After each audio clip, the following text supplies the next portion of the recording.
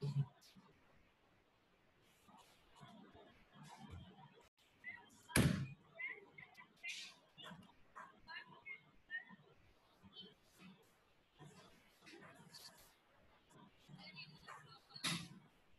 morning, my dear students. Once again,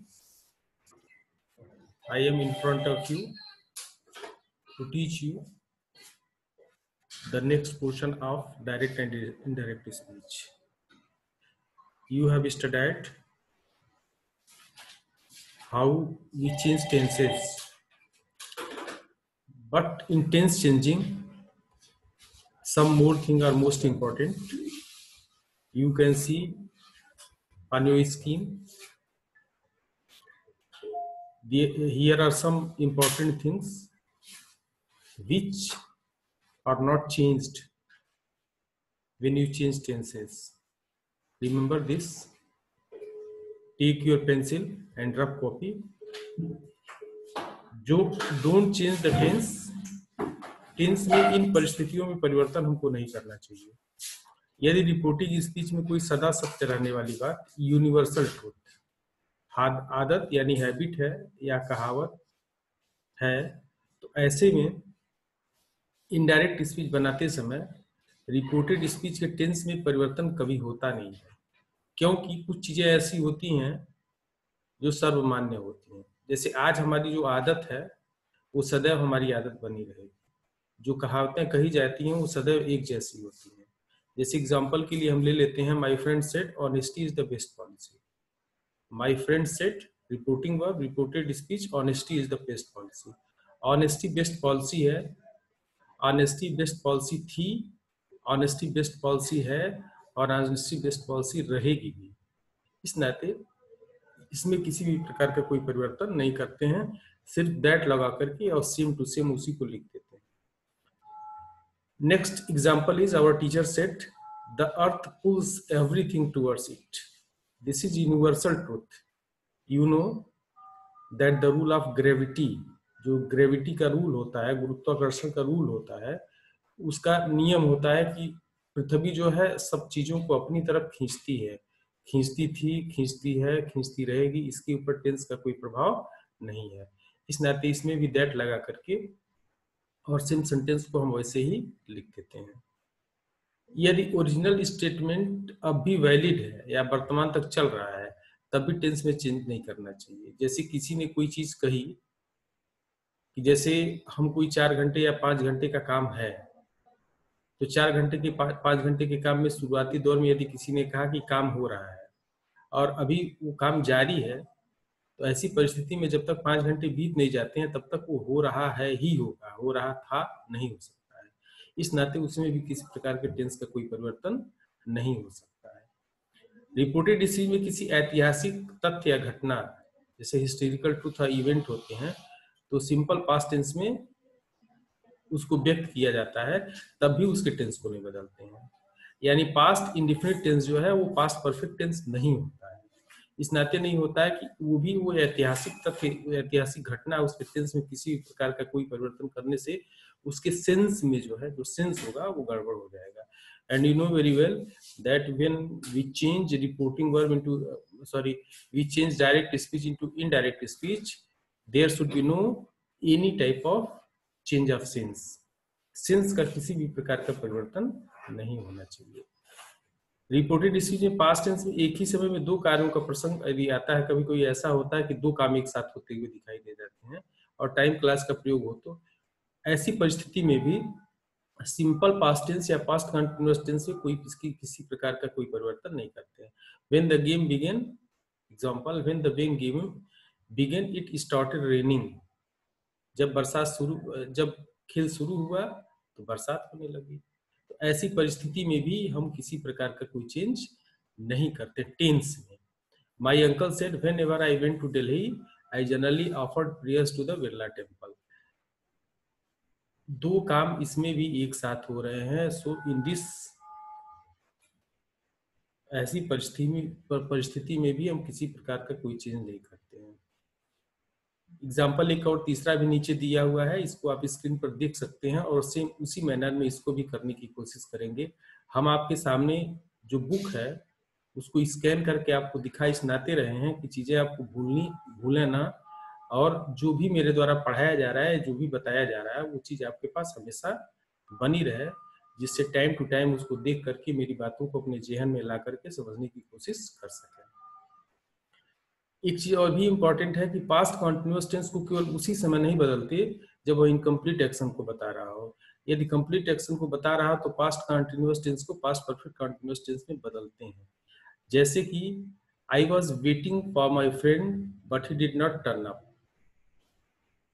he said that he had been waiting for his friend but he had not turn up. ऊपर का जो rule है उस rule के accordingly इसमें परिवर्तन होता है। रिपोर्टेड स्पीच में कभी कभी अनरियल कंडीशन प्रदर्शित होती है, जब जैसे उसमें subject plus past indefinite plus would not plus I, या अनफुलफिल्ड कंडीशन जैसे subject plus had plus verb की थर्ड फॉर्म इस तरह से दिया हुआ हो जैसा कि शो कर रहा है, तो उसमें भी हम किसी भी प्रकार का कोई परिवर्तन नहीं करते हैं। अब ये इतनी सारी चीजों के बाद एक जो ये तो दो परिवर्तन हुए। पहला परिवर्तन हमने पढ़ा कि चेंजिंग इनटू प्रोनाउंस, दूसरा परिवर्तन हमने पढ़ा चेंजिंग इनटू टेंसेज। अब तीसरे परिवर्तन की ओर हम आ रहे हैं। तीसरा परिवर्तन है changing into the words showing nearness, वो शब्द जो निकटता प्रकट करते हैं। तो निकटता प्रकट करने वाले शब्दों को हम दूरी प्रकट करने वाले शब्दों में परिवर्तित कर देते हैं। ध्यान रखिए, निकटता प्रकट करने वाले शब्दों को हम दूरी प्रकट करने वाले शब्दों में बदल देते हैं। ये आपकी लिस्ट दी हुई है यहाँ पर। इस लिस्ट के आधार पर हम देखें कि कैसे क्या होता है। हम एक बार लिस्ट को पढ़ते हुए चले जा रहे हैं। दिस, यदि डायरेक्ट स्पीच में दिस है तो जब इनडायरेक्ट बनाएंगे तो दैट हो जाएगा। दिस को बदलेंगे दोज हो जाएगा। हियर को बदलेंगे देयर हो जाएगा। हीदर को बदलेंगे दीदर हो जाएगा। हेंस को बदलेंगे देंस हो जाएगा। नाउ को बदलेंगे देन हो जाएगा। जस्ट को बदलेंगे वो भी देन हो जाएगा। एगो को बदलेंगे बिफोर हो जाएगा। आगे देखिए, टुडे को बदलेंगे दैट डे हो जाएगा। टू नाइट को बदलेंगे दैट नाइट हो जाएगा। Tomorrow will be changed into next day, yesterday the previous day, last night the previous night, next day the following day, come go, thus को change करेंगे so या in that way। इस तरह से हम इसको निकटता प्रकट करने वाले शब्दों को दूरी प्रकट करने वाले शब्दों में चेंज करते हैं। लेकिन यहाँ भी एक क्लू है। वो एक क्लू है कि ये दिस, हियर या नाउ शब्द किसी वस्तु, स्थान या समय को बताएं जो वक्ता के सम्मुख या निकट हो, तब इन शब्दों को बदलना नहीं चाहिए। यानी जो लिसनर है और जो स्पीकर है दोनों यदि पास पास में हो तो हम उसको चेंज नहीं करते हैं। चेंज करने से उसके सेंस में परिवर्तन हो जाता है। और इट को दैट में भी नहीं बदला जाता, क्योंकि दोनों एकदम बिल्कुल पास पास हैं। तो जब पास पास हैं तो हम उसको दूरी में कैसे चेंज करेंगे, यह भी एक इम्पोर्टेंट प्रश्न है। इस नाते इसको भी बदलते नहीं है। अब कुछ परिस्थितियां ऐसी होती हैं, कुछ इंपॉर्टेंट चीजें ऐसी होती हैं जिसमें समीपता प्रकट करने वाले शब्दों को हम नहीं बदलते हैं, उस पर हम ध्यान देते हैं। यदि रिपोर्टिंग स्पीच प्रेजेंट या फ्यूचर टेंस में है तब रिपोर्टेड स्पीच में प्रोनाउंस बदलने आवश्यक हैं, किंतु टेंस या एडवर्ब ऑफ टाइम, नाउ आदि या एडवर्ब ऑफ प्लेस, हियर आदि को नहीं बदलना चाहिए। We can't change adverb of time and adverb of place. Adverb of time का मतलब नाउ होता है, adverb of place here. Now या अन्य तमाम शब्द होते हैं, हियर या अन्य तमाम शब्द होते हैं।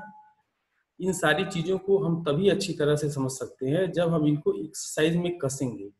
यानी जब हम इनकी एक्सरसाइज करेंगे तो एक्सरसाइज में टाइम टू टाइम ये रूल्स हमको रिकॉल करने पड़ेंगे, और जैसे जैसे रिकॉल हम करेंगे वैसे वैसे हमारे मस्तिष्क में ये चीजें आती हुई चली जाएंगी।